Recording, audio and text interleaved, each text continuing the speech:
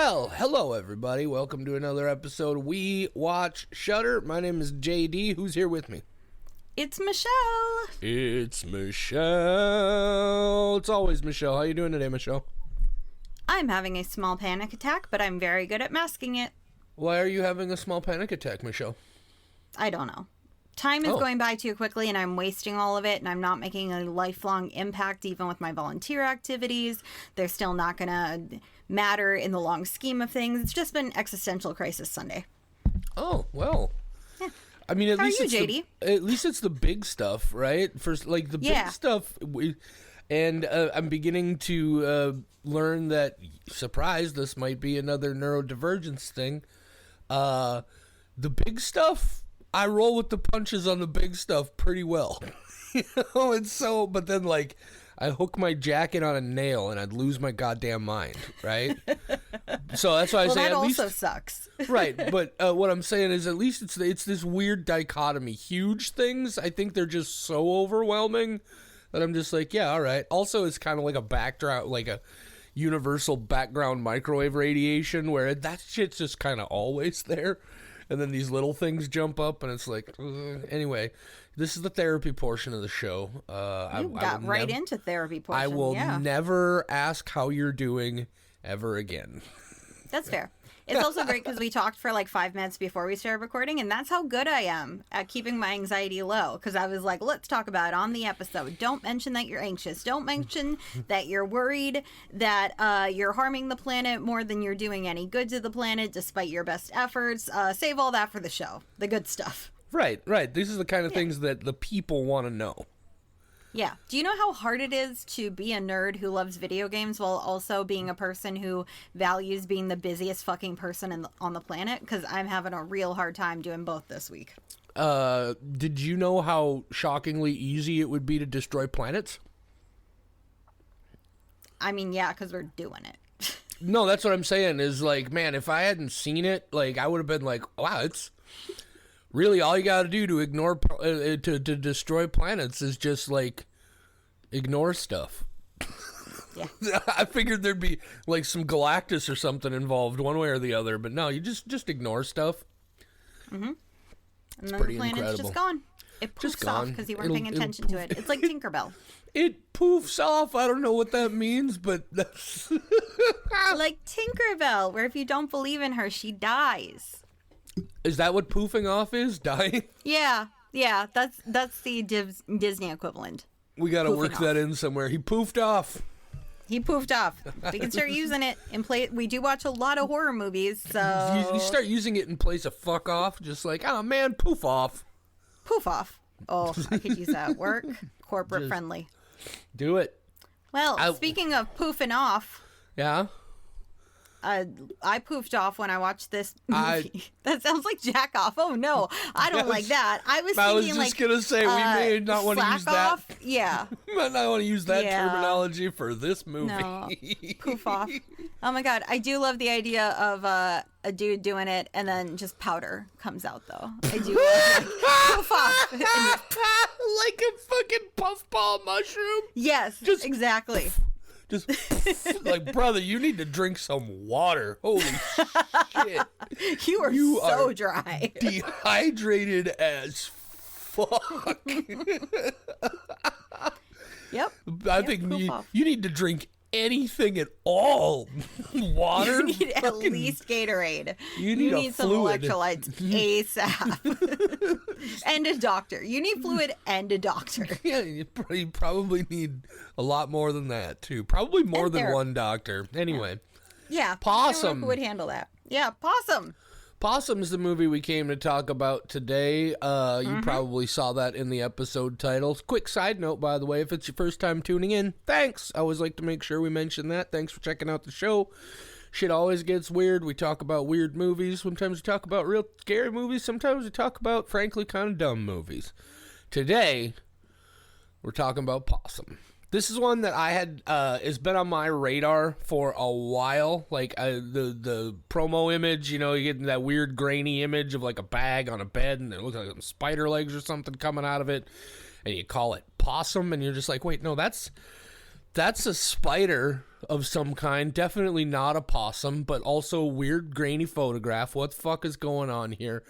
And so it's been there for a while, and I just kept skipping over it. And then I said, Michelle, we need a movie for this week. And she said, well, let's watch Possum. And so here we are. Michelle, obviously you had seen this before I did. What's your experience with Possum?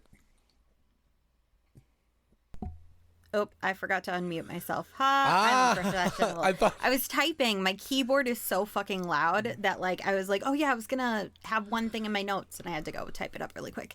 Anyway, Possum. So this is my third time seeing it. Okay. My first time, I put it on while doing laundry because I was like, oh, just like a nice horror movie in the background. This is a real fucking weird movie to do laundry to. Like folding laundry while all of this is going on. Weird time. And then my second time, I watched it having more information from the beginning. So then I wanted to give it another look-see. And then when I messaged you and said, like, hey, do you want to do Possum? It's because I've been watching a lot of video analysis of really big horror movies lately by people who are much smarter than I am and know a lot more about filmography and framing and editing. I've just spent a lot of time on that YouTube hole, and I came across Poltergeist, who is a YouTuber who this is like his favorite movie, and he had a 30-minute synopsis about it. So then after watching his theories and ideas about it, I knew I was going to rewatch it, and so I asked if you wanted to, and you did. So here we are. Yeah, like I said, fortunately it's one that I've kind of had in a holding pattern, I think more or less just looking for an excuse. I got the distinct impression that this wasn't one that I was going to want to just throw on casually, that it was probably going to be one of those where even if it wasn't like heavy subject matter, it was going to be one of those weird movies that you have to pay a little bit more attention to. And so it just kept getting pushed, and then I had an excuse, and so here we are talking about Possum. It was an interesting choice because the way Michelle approached me was like, well, there's this movie I want to do called Possum, but you should probably be careful because I know the things that you do and don't like a whole lot in movies because of things. And that also, I was immediately, well, fuck, now I gotta watch it. Right? Yeah, Possum. That's what we're here to talk about. It's so hard to give a vague trigger warning without spoiling the movie. So I'm just like, hey, you have a couple things that set you off. One of them might be set off by this thing, so you don't have to watch it if you don't want to, but heads up. My friend Rachel does a lot of Theater B plays, and they do a lot of traumatic things, and she'll send me a message like, you have to see this one. You absolutely will cry. It's going to hit a lot of points that you can't handle. So if you don't want to hyperventilate, just giving you a heads up, which I appreciate.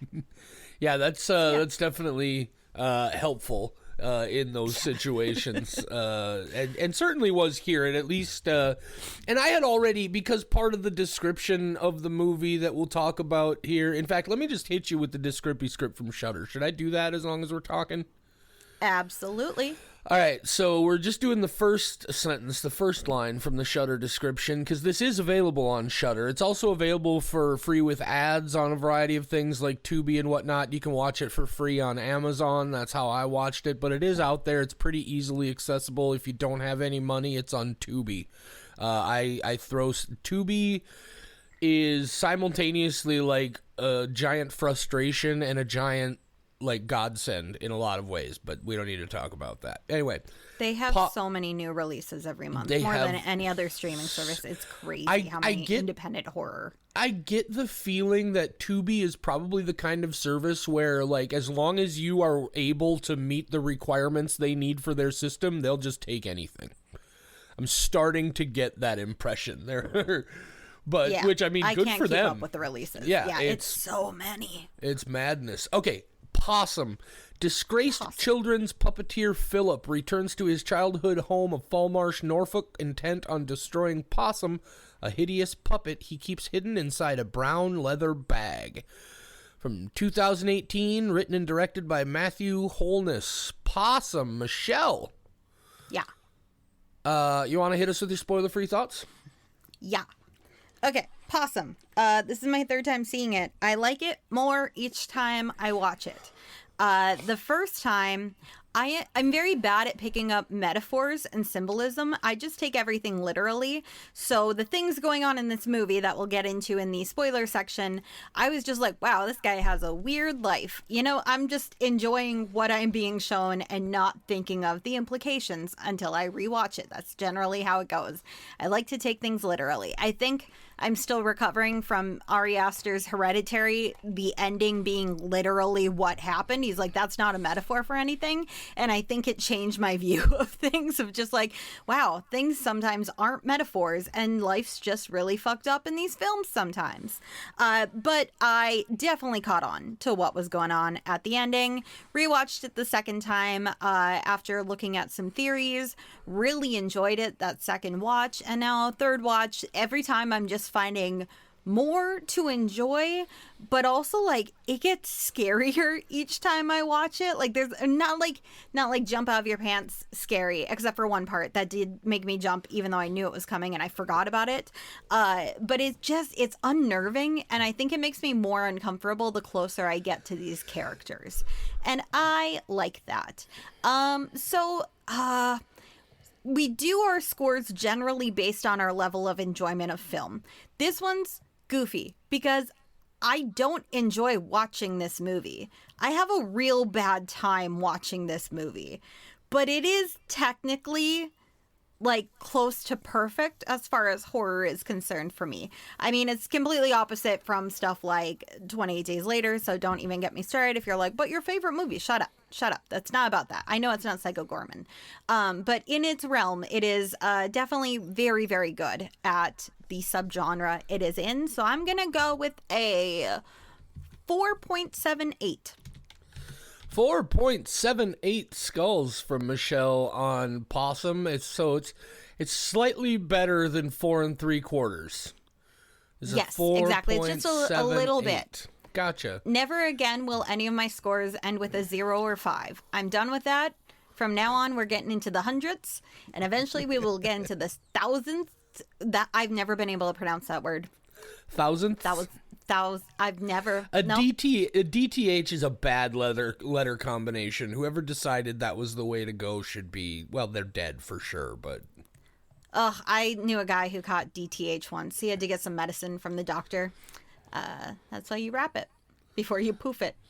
Okay, JD. Wrap it before you. Oh God, it's gonna be that kind of a night. Love it. Yeah. Oh man, Friday night, gonna boof and poof tonight.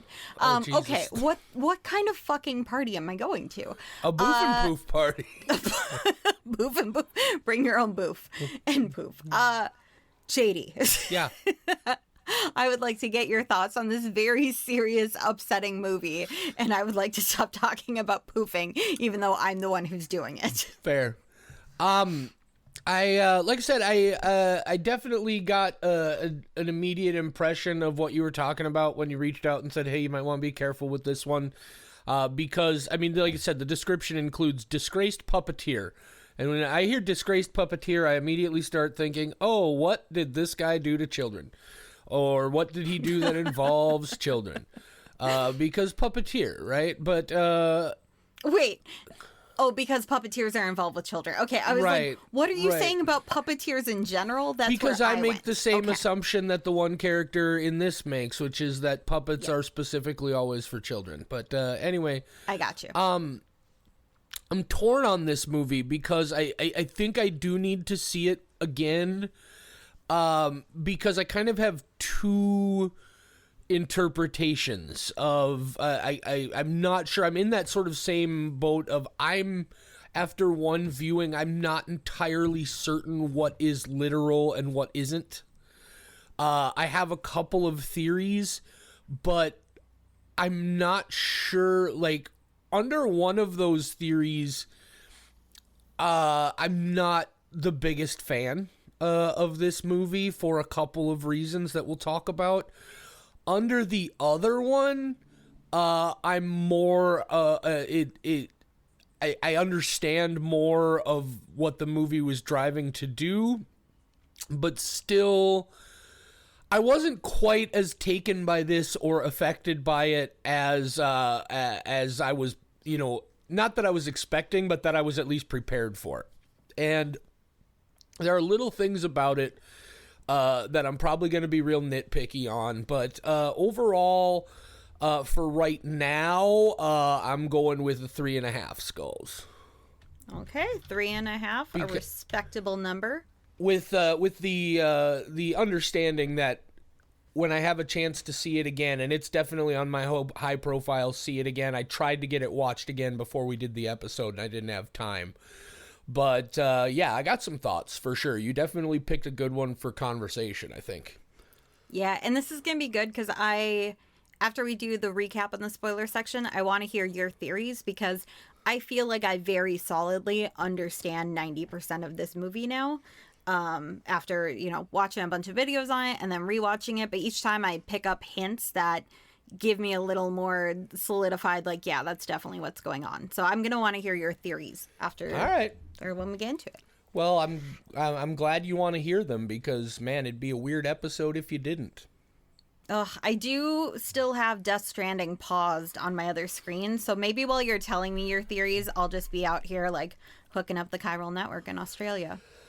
The chiral network? Yeah, chiral network. It's a whole thing. We don't have to get into it. Well, I know what chirality is, but how does the network relate to chirality? JD, they don't have time. The listeners don't have time for me to understand or to explain the chiral network. No, well, I'm just wondering why it's called the chiral net. Like, do you know what chirality means? Like that terminology? I'm definitely not Googling it right now. Chiral is handedness. Oh, wow. That makes a lot more sense in this game then. Wow. Okay. We'll talk about it afterwards. I just told you something you didn't even know about Death Stranding?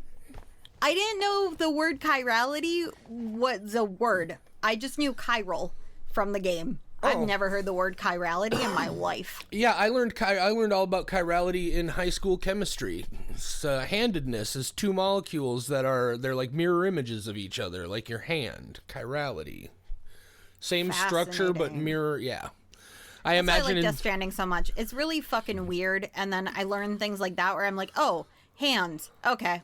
That makes a lot more sense.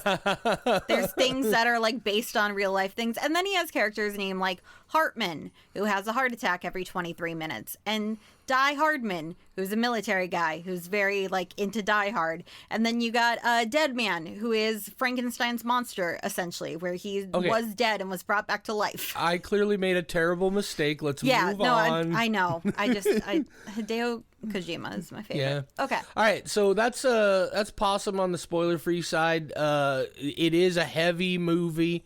I am gonna make sure to take a moment to put a little bit of a disclaimer at the beginning of this one. Or maybe just in the text. Remind me, Michelle. We gotta at least let people know this one's a little challenging. But now we're very loudly so that you can hear that I am writing. I hear it. Good. All right, so we're going to get into spoilers now. If you have not seen the movie and you want to see the movie, go do that before we spoil everything. Michelle, this is going to be interesting. Let's hear you tell everybody who didn't watch the movie what happens in the movie. Are we even sure what happens in the movie? Let's find out.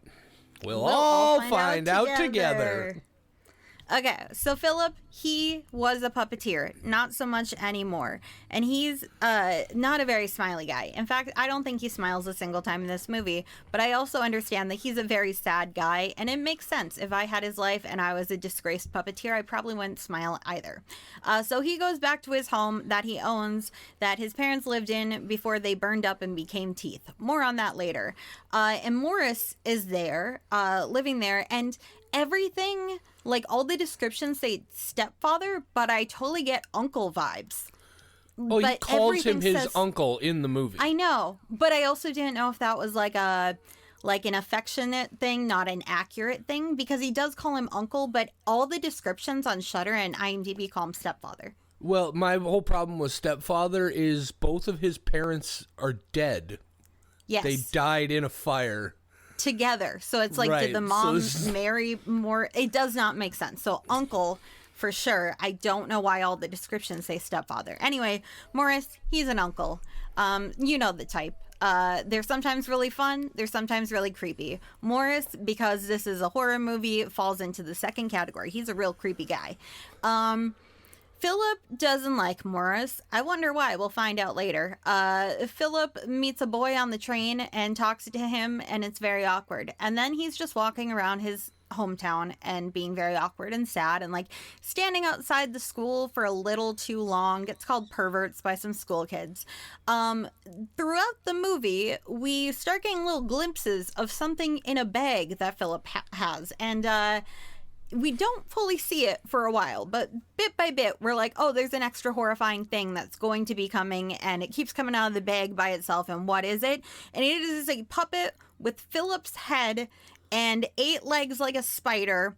It's horrifying. I don't like it at all. I think that's what really does it in this movie for me, that, like, it's a puppet. I don't want to see him do any puppetry with it, though. Like, that's like anti-puppet. If I've ever seen a puppet that I wanted to be a puppet a lot less, it would be this thing. So Philip, he's like, holy shit, this is an abomination. I should get rid of it. Yes, you should. So he starts trying to find all these places to hide it. He throws it off a bridge into the tiniest little creek / stream I've ever seen. And then he goes to get it, and it has come out of the bag, and it's sitting off to the side. And he tries burning it, and then it shows up in his bed with him, even though he burned it. This thing will not go away. Throughout the movie, this spider puppet man is just haunting him more and more. It's Philip's got a poem that he really likes about a possum that's super weird, and we'll just recite the whole thing later. But it's mostly Philip just being sad and being kind of haunted by this puppet that he can't get rid of. At the end, there becomes like a weird chase sequence where he comes face to face with the puppet and confronts it. Throughout the movie, we've been hearing things about how a boy has gone missing, and it is the boy that Philip saw on the train and asked what he was drawing, and his friends got creeped out by it. It's that boy, and he's missing, and we're trying to figure out, was Philip the one who killed this boy? And then what the movie says is that Morris is the one who killed the boy. He confesses it to Philip during a very upsetting, abusive scene, which could have gone in a direction that I think an edgier film would have done. But I think this upsets me more than what those edgier scenes would have done. Sean Harris sells this so well. It's incredibly upsetting in a lot of different ways. So then Morris, he's the one who killed the boy. Philip sees the trunk and lets the boy out, and the boy runs away. And now Philip's just sad, and he's a sad man, and that's the end. Michelle, if the boy was killed, how was he still alive in the trunk and running away? You kept saying he killed the boy. Sorry, we didn't know the status of the boy, so the implication is he's missing / killed, is what I meant. I don't think I think the implication was that he was missing. At no point whatsoever did I get the distinct impression that the boy was necessarily dead. I assume if a kid goes missing, it's going to be bad news. Well, I mean, that's a fair assumption. You're not wrong there. Yeah. They don't survive on their own very well. That's why you got to watch them. Right. Well, I mean, at 14, they'll probably do okay for a little while. No, I was such a dumbass at 14. I had my first boyfriend at 14. I should have had direct supervision for much longer after that. Oh, I don't know about that. You probably, had you been put out into the middle of nowhere on your own, you would have survived longer than, say, for example, a 4-year-old. I don't know. 4-year-olds would befriend the deer. I've seen a lot of Disney movies. They'd be raised among them. Did you see the Disney version of Possum? Is that what you saw? Fair. It was very musical. Weird animations. JD, I want to hear your theories, because you said there are 2. Yeah, and I wanna... so it basically becomes a question of how much of this is actually happening, right? How much of this is real, literally happening, and how much of it is not. And where that line is drawn is where the change comes. So there's one of two things here. Either like Morris at the very least was a real person. But this movie sets off a lot of flags for me in the ways that a lot of other movies do. Morris never speaks to anyone else, never interacts with anyone else, never leaves the house. We only ever see him in the house until that final sequence, which I got a little disoriented. The final sequence at the end takes place at the barracks, correct? The barracks that's about to be torn down. I don't remember. It's either that or... I was trying to remember. It's a really horrible room.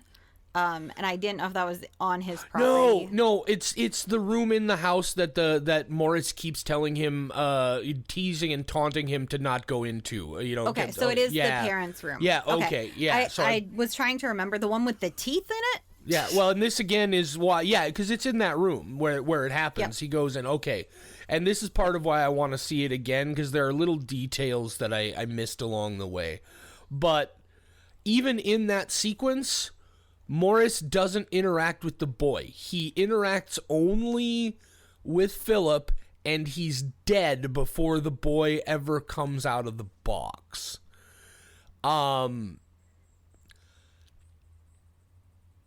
If Morris is real, if Morris is actually there, he's the one who kidnapped the boy. He's the one who's been keeping the boy in the trunk. And this is just sort of a Philip confronting him and saving the boy situation while he's trying to internally deal with his situation. Frankly, I don't care for that movie. And so I'm also I don't necessarily think that's what it is. I think there's an interpretation of this, a reading of this, where you could see that.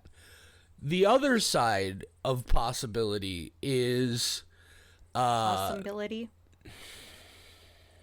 Say goodnight, Michelle. No, I want to hear your other theory. Well, the other theory then obviously is that Morris is already gone. I think Philip was a real. His parents died. I have my suspicions that the fire that killed his parents might have been accidentally set by him. I think he might be responsible for his parents' death in some way. Uncle Morris came to take care of him because he was too young to be on his own.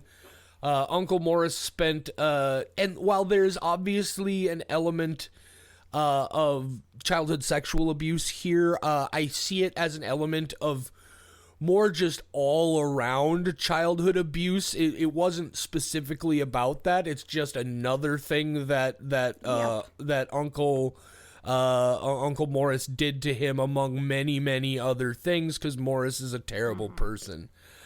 But if Morris, we assume immediately that the puppet isn't actually alive, right? Like, he's experiencing this in his head, and we don't know exactly what the link is. And obviously, so if the puppet isn't really doing this stuff, that opens up the possibility of other stuff not being real. And so eventually Morris is so isolated that and then Morris is dead before the boy comes out of the box at the end and runs away.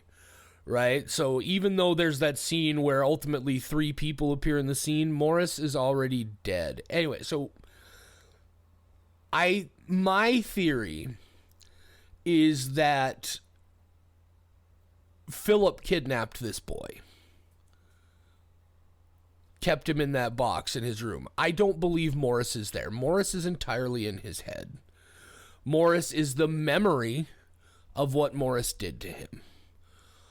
Possum is a reflection psychologically of the monster he feels he is becoming. And it's a monster connected to the abuse he suffered. It's about cyclical, generational abuse, right? Something was done to him, and now we don't know what. We never know what. But he's now done something too. and he's clearly really bothered by it. And so ultimately and I think when he kills Morris, which by the way, sometimes this is a perfect example of how less is more, because that simple moment where he's just pushing Morris's head back and then it just cracks and you have that sound effect, Christ, that's heavy. Like, that was so brutal and so, it's so unassuming, right? But my impression is that all of these things are Morris and Possum are representations in Philip's head. Morris is the monster who attacked him. Possum is the monster he's becoming.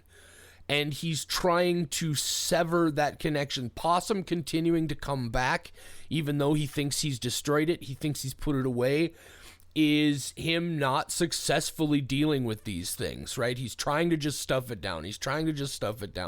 But Possum keeps coming back, and Morris keeps coming back. I think him killing Morris is him finally and going into the room, and, you know, because that was a big part of it as well, is don't go into the room. I think that whole sequence is representative of him finally coming to full terms with his past. I think when Morris starts shoving his hand in his mouth and going through all those things, I think that's representative of Philip finally admitting to himself everything that was done to him and who did it. And I think that him killing Morris is the ultimate of, like, a representation of, no, this is not who I am going to be. Because he then opens the box and lets the kid out, and the kid leaves. So ultimately, I get the feeling that that's what this is. This is a story about a man who was severely abused, who is finding himself going back into cycles of abuse himself and trying to reckon with that. I don't know that the puppet show we hear about was ever actually a puppet show. I think it might be metaphor for just something else that he did. Everybody in this town seems to know who he is. Maybe, I don't know, but ultimately that doesn't matter. But my reflection of that is, like, the way the movie ends, then, like, as much as I understand Philip, as much as I understand generational and cyclical abuse, and as much as I understand that this appears to be a movie about a man who is about to do something terrible and finally comes to terms with himself in time to let the boy go and not do the terrible thing, but he's still kidnapped a boy for several days. And, like, yes, good for him that he came to his senses before he did anything even worse, but he has already done terrible things. So I don't understand, like, at the end, am I supposed to be happy for him that he broke this cycle? Or, like, is he still a bad guy? And I guess maybe that confusion is kind of a part of what they were going for in this, a certain amount. But ultimately, that, I think, is the interpretation that it makes more sense in the sense that if Morris is real and most of this is literal, it's frankly a pretty dull story. But yeah, so that's my whole take on it. There are things that I still don't understand. The candies in the jar. I assume that's just another one of the abuse elements. Is it some kind of poison thing that Morris made to make him sick? Because he just says what's always in it, you know, what's in the candies, you know, it's what's always in there. He eats the one and he gets violently ill. So yeah, I need to go back and look at details, but that is the impression I'm going with, is that none of this is real. This is Philip reckoning with his cyclical abuse and becoming the abuser in the sense, or trying to reckon with his shit before that goes too far. You are correct. Morris is not real. Nothing with the puppet. Okay, Well, he Now- was real. He was real. When we see him in the film, he is not. He's a figment. So, yeah, what I want to pause you right there, though, because I do want to clarify. When you say I am correct, are you saying I am correct based on something that the filmmakers said or that some analysts said? Many, many, many analysts have said. I did not see what the filmmakers, Okay. but there's a million indications. Sure, but being Captain Pedantic the way I am, if it didn't come from the filmmakers themselves, there's no way of saying for sure that it's correct. I'm Googling, but I feel so 100% convinced. Yeah, but that, in real time. yeah, that's just again me being super pedantic. I'm not at all. I believe that's what it is. I'm just not a person who will say with 100% certainty until I hear the person who wrote it tell me so. Well, art is up for interpretation. Sure. And that's sometimes also the why people correct making is it a bad are term. wrong. No, correct is a bad term if things are open for interpretation. Nothing is correct or incorrect. No, the only things that are correct are the things in my world that I say so. Oh, okay, I gotcha. Well, in Yeah. that case, I guess you're right then. Yes, thank you. I know. This So- is my world. You're just living in it. Oh, so yeah, that's ultimately what I took from this. Fill me in on everything you learned, Michelle. Oh, okay. So first time that I watched it, I wasn't paying a ton of attention because I was folding laundry. I was definitely like, what the fuck did I put on? What is this? And of course, not picking up on the stuff going on. I was just watching it with a literal mindset that all of this is actually happening. It wasn't until the fight near the end with Morris getting killed and then the boy coming out of the cupboard and the boy not being grateful to Philip and instead being terrified of him that I'm like, Philip's the one who put them in there. And then I had to watch it again to confirm. And yes, 100% Morris is not real. If the filmmaker came out tomorrow and said like, no, he's literal, then I'd be like, your movie is shit. Right, because if that stuff, and this is what really pushed me away from that, is if this stuff is literal, then we're just completely letting Philip off the hook, right? Mm-hmm. Like, they've done all this setup throughout the movie to make us suspect Philip, to make us feel like he might be, there might be something worse, and then it turns out, no, it's just Morris. He kidnapped the kid, he's been tormenting the kid, that sort of thing. And then, that's frankly a lame story, and I feel like anybody writing that story deliberately would know that was a lame story, and so I couldn't bring myself to believe that's what was going on. I also was hoping to read the short story that Possum is based off of because I have heard that it spells some of this out Ooh. a little bit more too, but I didn't remember that I wanted to find it before we started recording. So I did not read didn't it. even know it was based on a story. Yes, that's where the poem comes from as well. So that's why Oh. I was going to go track it down and read it so that I think that's where a lot of people's knowledge and confirmation of what's going on comes from too, is the story. But I have not read it. I can't say for sure, but I've heard that it does get into some more elements in other spaces that we don't do with this one.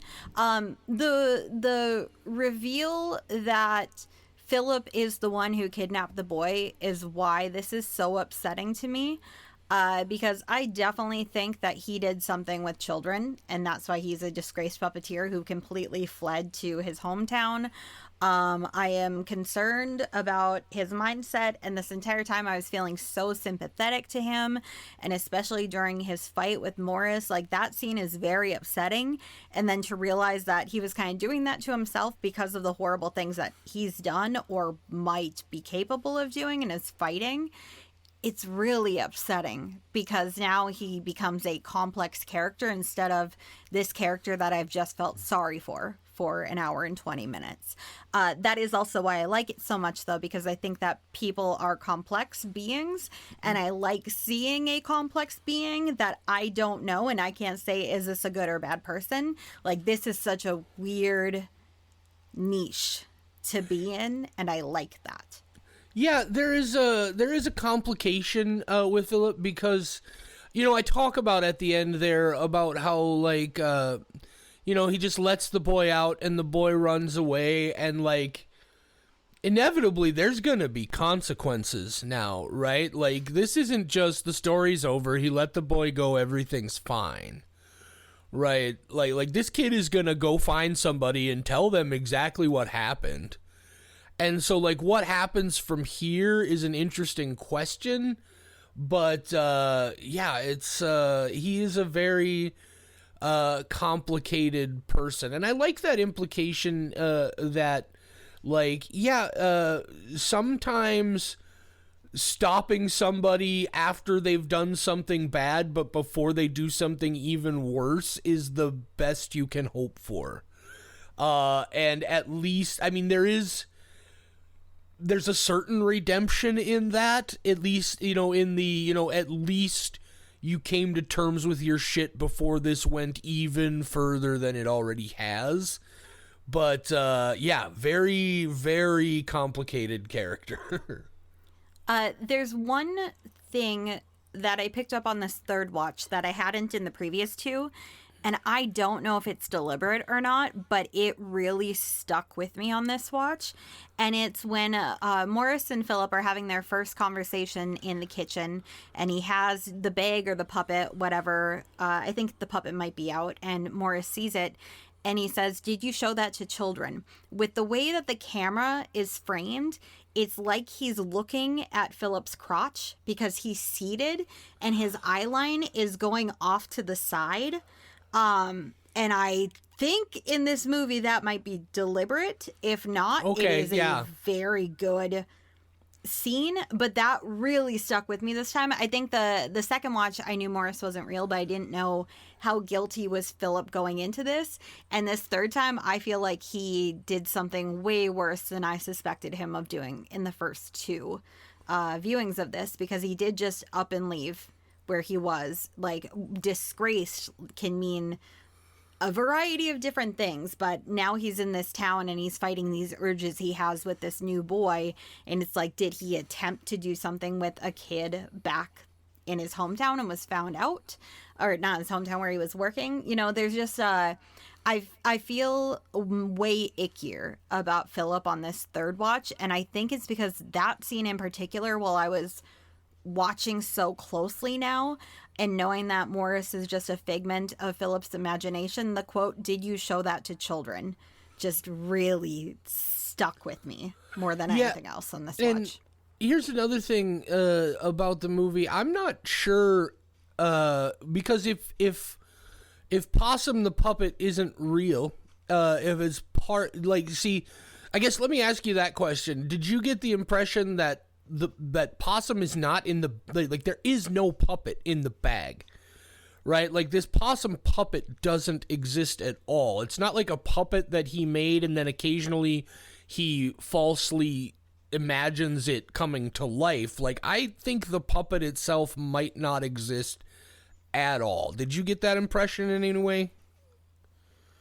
On my own, no. But it is a thing I've seen debated. Because, again, the reason I went back to rewatch this is because I was watching multiple analysis videos about it, because I remembered being, kind of enthralled with it. And a lot of people have come up with that, but also had counter theories to it. In my heart, I don't think the puppet is real, but I also like the idea of a literal puppet stalking him. So that's where I'm torn. We're like, yeah, that could also be a metaphor. And it probably is a metaphor, because it's not letting itself out of the bag. It's not like this sentient creature doing that. But I do like the idea of it being a literal fucking thing that just keeps coming back. Let it out of the bag. Very funny. Cats out of the bag. You Puppets see there. Yeah. Here's why I ask. So convenient that there's that moment where Uncle Morris has a puppet and he's like, "You remember this one?"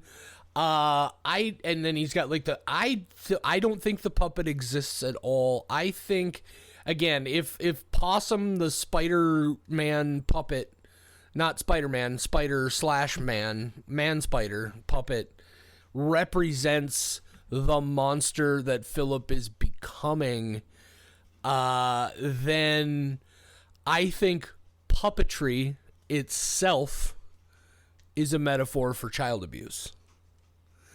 Like, I think I don't know that he was ever actually a puppeteer. I don't know that Morris was ever actually a puppeteer, because he implies that he taught. Well, you know, he's just like making puppets is the only thing, or puppetry was the only thing you were ever good at.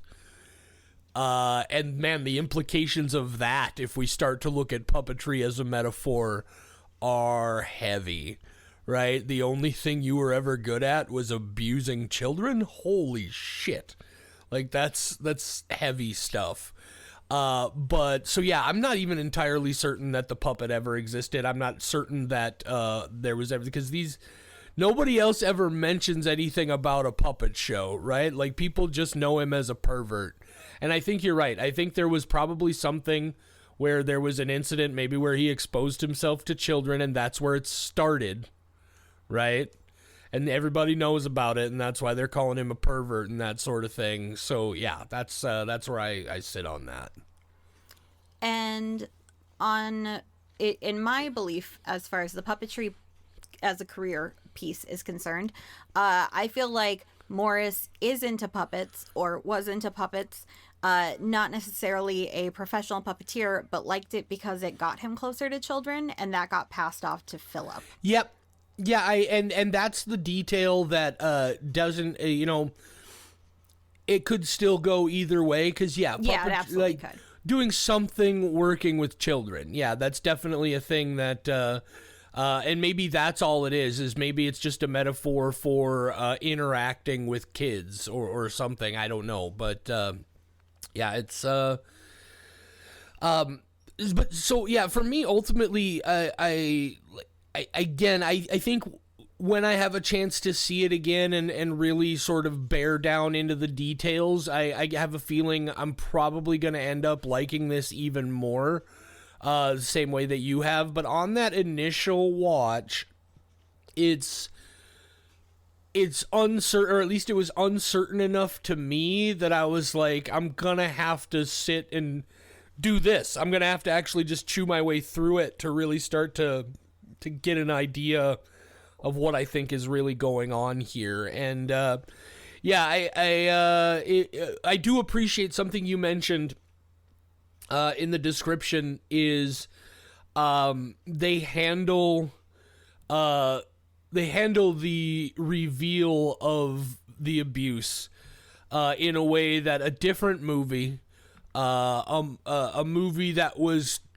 intending to be more explicitly horrific, would have done much worse things. And there are very basic, simple things here, but also, like, not only are they not as severe as other movies would have gone to, I think that's also crucial.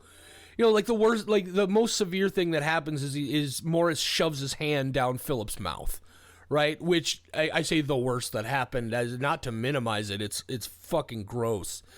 But I think how they represented that also reinforces the idea that for Morris anyway, like, and for a lot of abusers, the sexual abuse is not necessarily the whole point.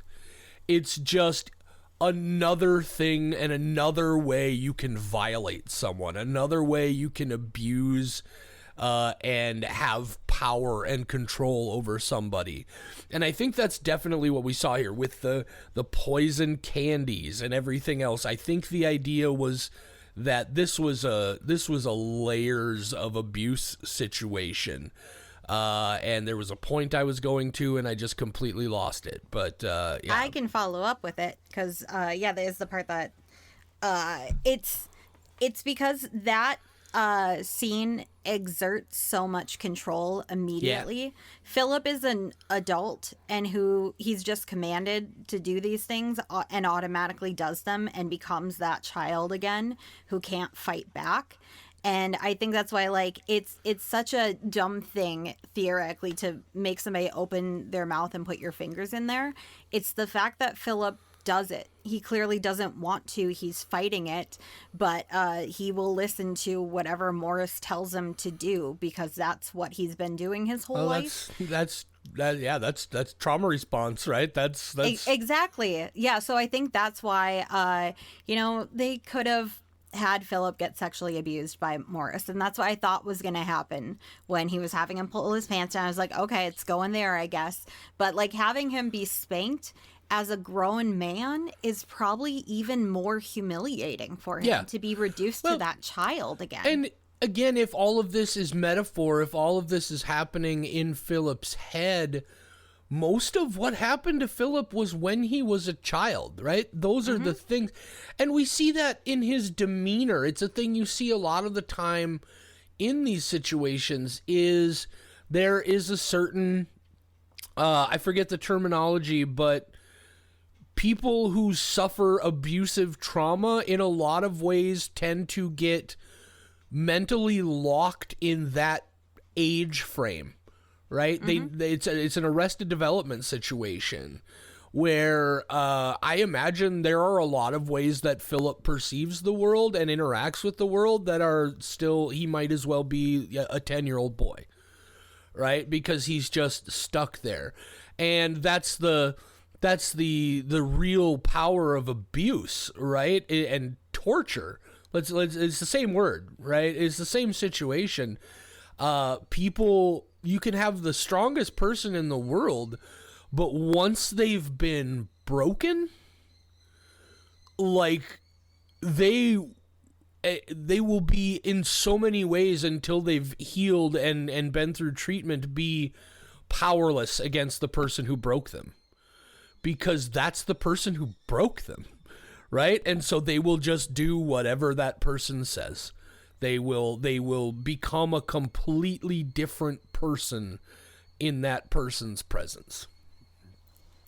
After rewatching Possum, it has definitely made it a priority that I rewatch Resurrection with Rebecca Hall, because I feel the same way towards this movie as I do with that one, of she is an established businesswoman who immediately starts following her abuser's orders. Is that the one with Rebecca Hall and Tim Roth?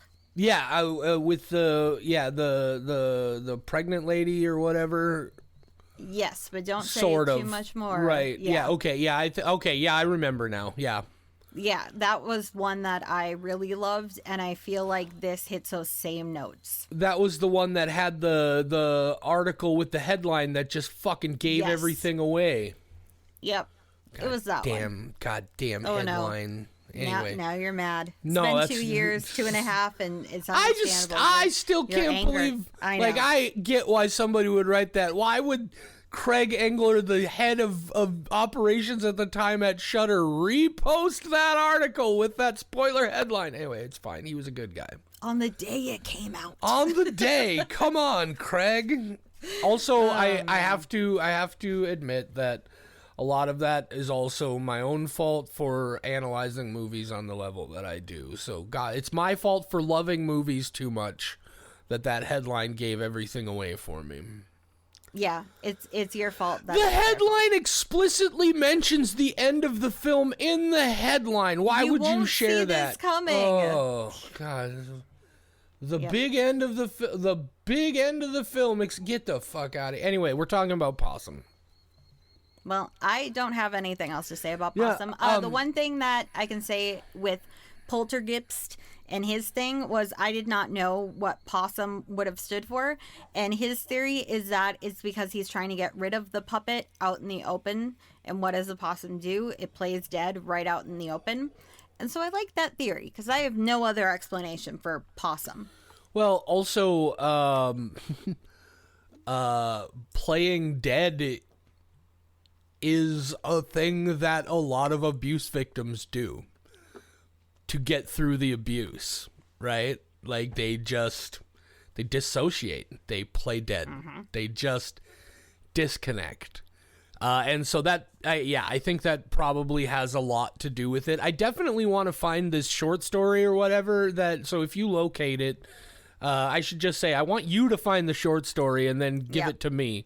Because I'm definitely not ever going to go look for it, but I definitely will be looking for it. I like reading. I'm going to forget it exists the moment that this call is done, right? Because that's how my brain works these days. Object permanence. Yay, it's so great. Object permanence. What a fun Anyway, but yeah, so like I said, 3.5 skulls because I was still very confused about it. I wasn't exactly sure what to take. I imagine when I see it again, that'll probably go up. But yeah, I'm definitely glad that I finally got around to seeing it. Me too. I really like possums, actual possums, and this puts them in a whole different light. Do you like possums or do you like opossums? Well, it depends. Am I in Australia or America? Because I like both of them. Oh, well, it doesn't depend on where you are because they're two different animals. Well, that's the difference between an opossum and a possum. They live in Australia if they're an opossum. They live in America if they're a possum. Well, that's where they're different species. I know. Right. I'm saying I like them both. It's right, like asking me if I like an octopus or a squid. I like all cephalopods. But my point is that it's not living in Australia that makes them a different species, right? Where the possum is living makes it a different species. Because a possum is in Australia, but a possum would be in America. Right, but if I take a possum from one place to the other, is it now a different animal? Now it's an international law that you broke.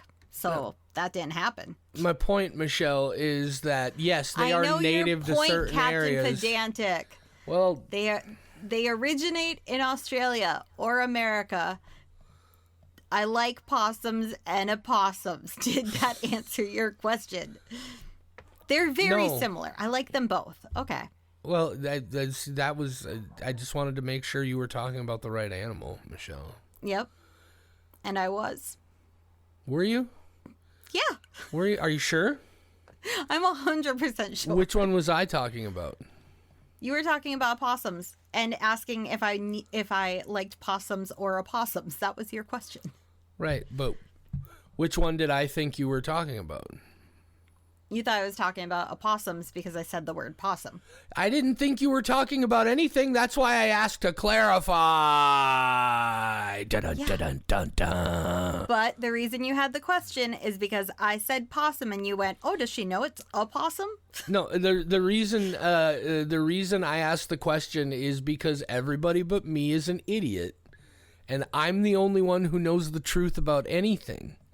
And so I had to make sure animals. I had to make sure that you knew what you were talking about, Michelle, because the only one I can ever be sure actually knows what they're talking about is me. No, if it comes to possums, I got it. I got it on lock. But are you sure it was a possum and not an opossum? It could have been a possum. That could have been an opossumbility. It's opossum, not opossum. Opossum. It's so much but I funnier like saying if it that way because then it's a space possum as well as opossum. It's fun to say possum or opossum. I got into saying opossum because there's a recent professional wrestler out of the Twin Cities who dresses up like an opossum, and his name is Big O Possum. And now I say opossum, and it's real fun to say, like, opossum. Opossum? Do you ever get like tactile pleasure from saying words, like you like the way the word feels in your mouth? I like how most things feel in my mouth. Okay, say goodnight, Michelle. Good night, Michelle. Also, I did have my possums backwards. Opossums are the American. I knew it! And possum is the Australian. Victory! But in my head, what I was picturing was possum. You were picturing the right animal. You just gave it the wrong name. No, I was picturing the right animal. I gave it the right name, but when you clarified, I gave it the wrong region. You gave it the wrong location. I gotcha. Yes. Right. So I was thinking of possum. I was thinking of what they look like. You just didn't know where they were from. Yeah, it screwed up which one was which. This is why English is a stupid language. Yeah. How dare Australia come up with the better name? Because opossum, I always remember it because I hate the word opossum.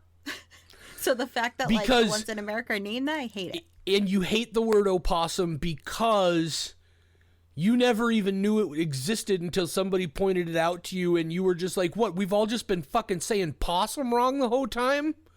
because you And didn't it even turns understand out that it. we weren't. It turns out it's two ones. different things, and one of them is a possum and one of them is an opossum, and nobody ever bothered to explain that to you until you were fucking 40 years old. World is a lie, now we're Michelle. both angry. Yeah, now we're both angry. I'm gonna Is go anybody- look at possums though. I'm gonna go look at some videos of possums and No, opossums Michelle- and them carrying their clan of babies. What you need to do is you need to go locate that short story and then send me a link. Okay, but in the meantime, I'm gonna send you some art because I found this little art Oh, God. of a possum holding a little acorn and nibbling on it. He's real cute. I'm just on Google Images now. I'm so checked out of this conversation. I'm good. Yeah, we need to wrap this up because you started talking about we've been talking about this movie, and then you started talking about finding cute little images of possums, and I started having weird images in my head about what possum images you might be finding that are like adorable, and then I started thinking about possums abusing possums, and we need to go. Oh no! Yes, That's not an opossumability. Okay, good night, Michelle.